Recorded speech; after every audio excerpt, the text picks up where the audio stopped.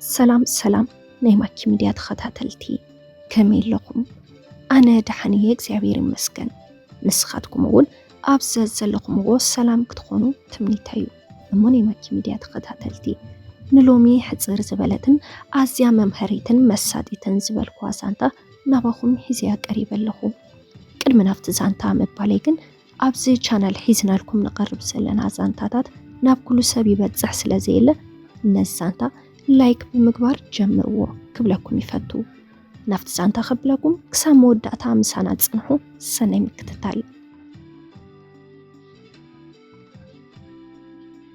ገና ተምሃሪት ቀዳማይ ብርክን ከለኹ እየ ስነ ጥበባዊት ክኸውን ዝምነ ዝነበርኩ።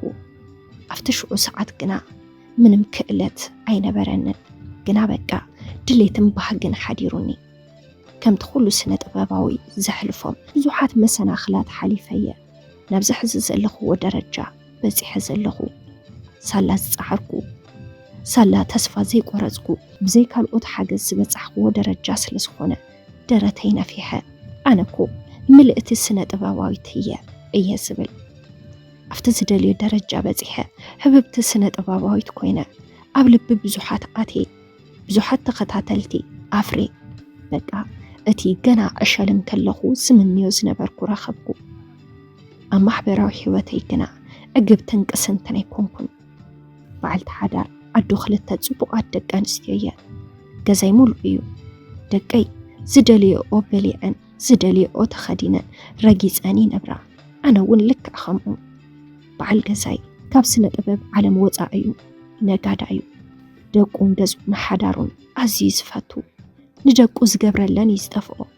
መብዛሕትኡ እዋናት ነጋዳይ ብምዃኑ ናይ ወፃኢ ጉዕዞታት የብዝሕ እዩ። ድሕሪ ሳለስቲ ወይ ሶሙን ገዝኡ ክመፅእ እንተሎ ከምዚ ዓመታት ዘይረኸበና እዩ ዘምስሎ። ዘይገብረልናን ዘይኾነልናን ነገር ኣይነበሮን። ድሕሪ ዝተወሰነ ግዜ ግና ንበዓል ቤተይ ዘለኒ ስምዒት ቀኒሱ ምቕናስ ጥራሕ ዘይኮነስ ምፅላእ እውን ጀሚረ።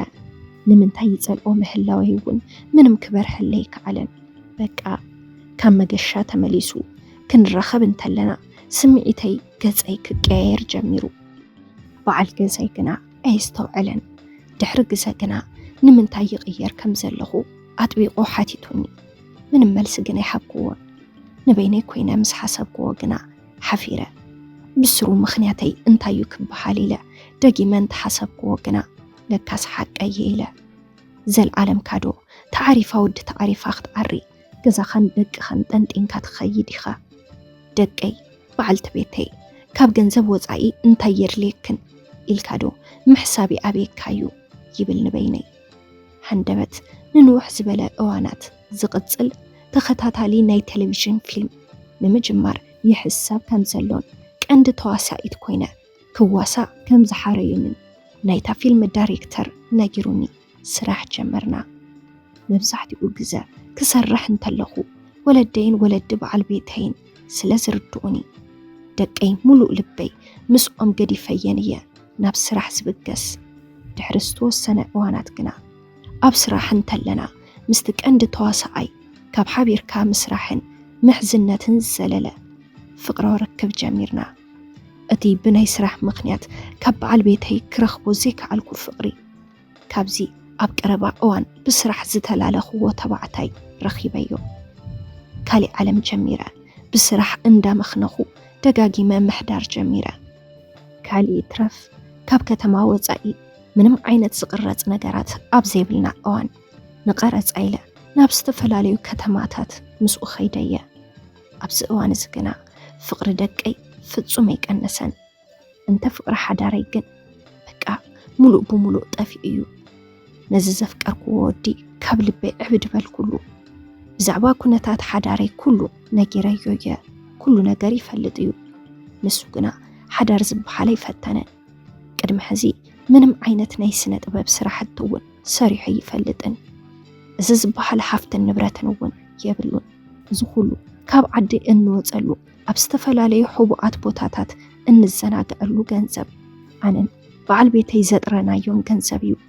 በቲ በዓል ገዛይ ዝህበኒ ገንዘብን ሰሪሐ ብዘምፀኽዎ ቅርሽን ኢና ምስኡ ፍትሕ እንብልን እንዘናግዕን።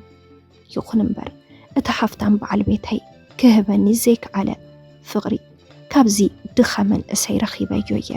ብዙሕ ግዜ ሓዳር ብፍቕሪ ዘይኮነስ ብሓፍቲ ይዝልካ። ሓፍታም ስለ ዝኾንካ እኹል ፍቕሪ ረኺብካ ትነብር ኣለኻ ማለት ኣይኮነን። ሓፍቲ ንሓዳር ወሳኒ እዩ፣ ፍቕሪ ግን ልዕሊ ሓፍቲ ወሳኒ ነገር እዩ። በዓልቲ ቤትካ ገንዘብ ጥራሕ ወቲፍካላ ድሌታ ዘማልኣኸላ ኮይኑ እንተደኣ ተሰሚዑካ ኣይተዓሹ። እቲ ተዓሪፋ ወዲ ተዓሪፋ ምእካብካ ግደፎ ማለት ዘይኮነስ ንዝተወሰነ ሰዓት ካብ ገንዘብ ወፃእ ዘሎ ህይወትኩም እንታይ ከም ዝመስል ንምስትብሃል ምልስ ኢልካ ንምርኣይ ፈትን እምበኣር ናብዛ እንታይ ክምለስ ኣብዚ ሕዚ ሰዓት ክውስኖ ዘይከኣልኩ ነገራት ኣለውኒ። እቲ ሓደ ምስ ሓድሽ ፍቕራዊ ርክብ ዝጀመርኩሉ ወዲ ክቕፅሎም ዘይክእል እቲ ቀንዲ ምኽንያት ደቀይ በቲነ ካሊእ ህይወት ክሓስብ ስለ ዘይከኣልኩ እዩ። ደሓን ይኹን ኢለ ምስኡ ሓዳርን ናብራን ከይጅምር ከዓ እቲ ሓደ ኣነ ብ6 ዓመት ይበልጾ እየ፣ እቲ ካልኣይ ድማ እቲ ፍልጥቲ ምዃነ እዩ። ካብዚ ጉዳይ እዚ ዝዓግተኒ ዘሎ ካብ ልቤ የፍቂረዮ ከም ዝወዲ ዝፈተኽውን ዘፍቀርክዎን ወዲ የለን። ነዚ ወዲ ምስ ፈለጥኩ ንበዓል ገዛይ ካብ ልቤ የጸልየዮ። ቀደም ደወለዶ ኣይደወለን ኢለ ዝጭነቐሉ ዝነበርኩ ኣቦ ደቀይ እንታይ ሕዚ ግና ክድውለለይ ከሎ ቃሕ ይብለንን ኣመናይ ዝሓርቕ ብዘይንሱ እውን ናብ መገሻ ክወፅእ እንተሎ ተየለዎ ከም ቀኔ ከም ዘይተመለሰ ኢለ ኩሉ ሻብ ዝጽሊ። በይዛኻትኩም በዓልቲ ቤትኩም ፍቕሪ ሰሓቕ ግዘ መሓብን እምበር ገንዘብ ምውታፍ ጥራሕ ሓዳር ዘለኩም ኮይኑ ዝስምዐኩም እንተኾንኩም ንደቀይቕ ደው ኢልኩም ምሕሳብ ጀምሩ። ቅርሺ ጥራሕ መሓብ ዋጋ ይብሉን። በዓልቲ ቤትኩም ፍቕርን ቅሳነትን ሰላምን ስለ ትደሊ ፍቕሪ ሃብዋ። ሓፍትኩም እየ ካብ ዘለኽዎ።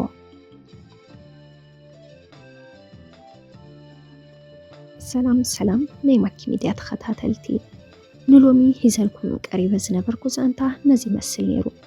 ነዚ ዛንታ እንተደኣ ፈቲኩም እውን ሓሳብ ርእቶ እንተደኣ ሃሊኩምን ኣብ ናይ ኮመንት መጽሐፍ ቦታ ሓሳብ ርእቶኩም ክትገድፉልና ትኽእሉ ኢኹም። ነዚ ቻናል ሓድሽቲ እንድሕር ደኣ ሃሊኩም ሳብስክራይብ ብምግባር ነታ ናይ ደወል ምልክት ብምንካእ ናይ ቻናልና ናይ ወትሩ ተኸታተልትና ክትኾኑ ትኽእሉ ኢኹም።